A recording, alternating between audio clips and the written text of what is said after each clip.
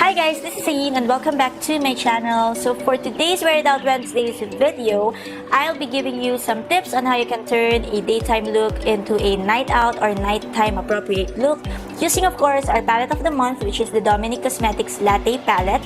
So if you guys want to know how I did both looks, then just keep watching.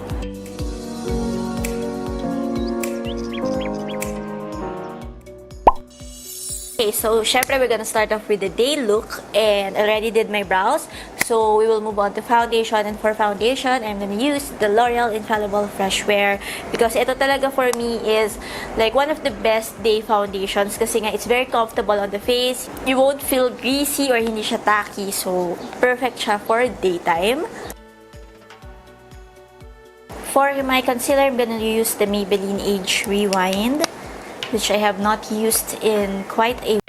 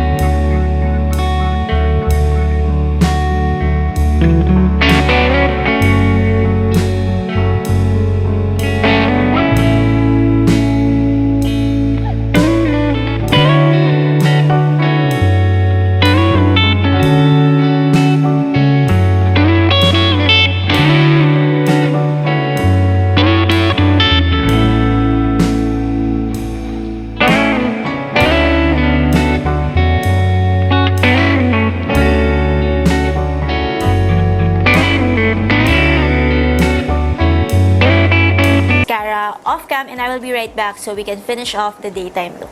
Okay, so I'm gonna quickly do my bronzer, blush, and highlight. Speed up ko na lang para we can move on to the night look. I feel nauseous, believe me. Never had a lot of shit come easy. Had to work hard, struggle just to be me. Had to rise up just so they could see me. Did what I had to do just to feed me, and what was left over I put towards my dreaming. But the only thing in life that has meaning are the things you gotta work for, believe me. Take into your hands a plan your own hands can.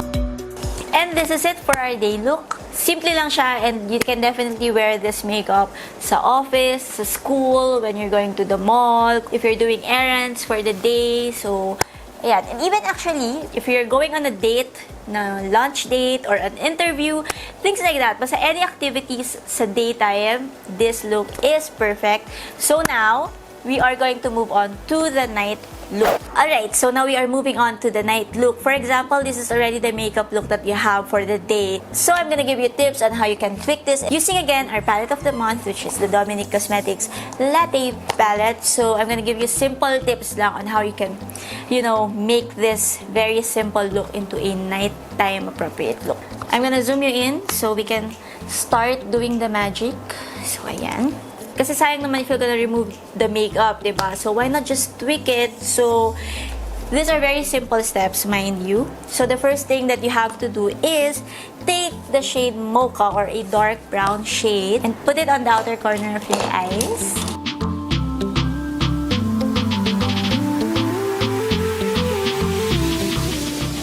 And then go back to caramel blend the crease area.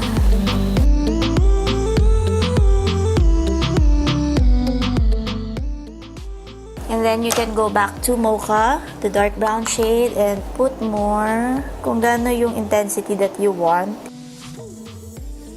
And then just go back with the brush that you used for caramel. You can add additional product or not, but this doesn't have any additional product. I'm just blending out the crease. Actually, yun pa lang, nakita nyo na yung naging difference from the look kanina, which I'm gonna insert here, and how it looks now, diba? Medyo naging malaki na yung difference niya. But if you want to really add up more colors on the eyes or make it a bit smoky, you can take this shade right here. This is called Cold Brew, this blue shade right here. I'm going to pop that on my waterline.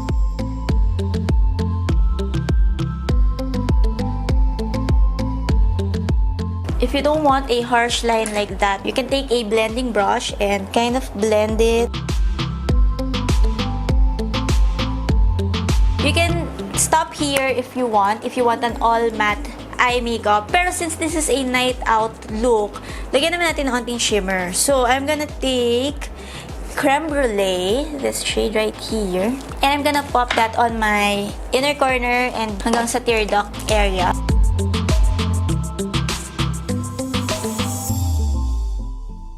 I'm going to take Vanilla Cream, put that on my brow bone as my brow bone highlight.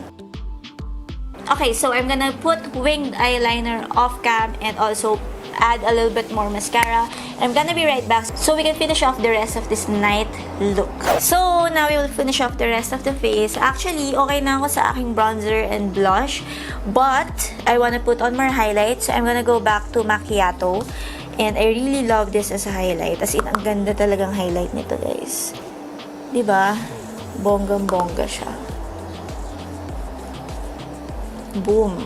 So, for the lips, okay na rin naman siya because mauve is a safe shade.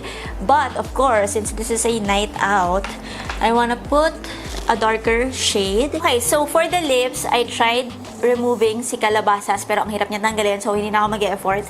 But I'm gonna put on the EB Matte Liquid Lipstick in Rouge Berry. So, gusto ko ng dark lips for this look. Haha.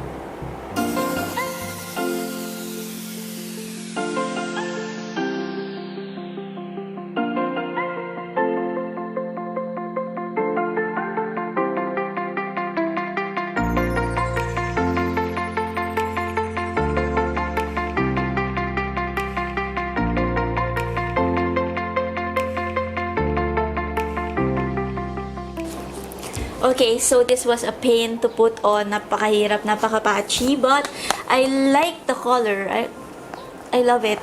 Pero ang hirap niya gamitin.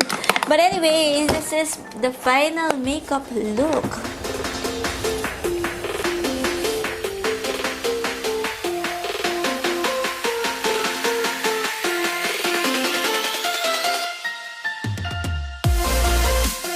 So there you have it, guys. This is our final makeup look. This is the nighttime look. And sana nagustuhan itong ating video for today. And sana nakaisip kayo ng idea on how you can tweak a daytime look into a nighttime look. And yan, sana nagustuhan nyo both looks. If you did, please don't forget to hit the like button, comment, and of course, subscribe to my channel if you haven't already. I would highly, highly appreciate it. I don't have anything more to say. Thank you so much for watching. See you guys again in my next video. Bye!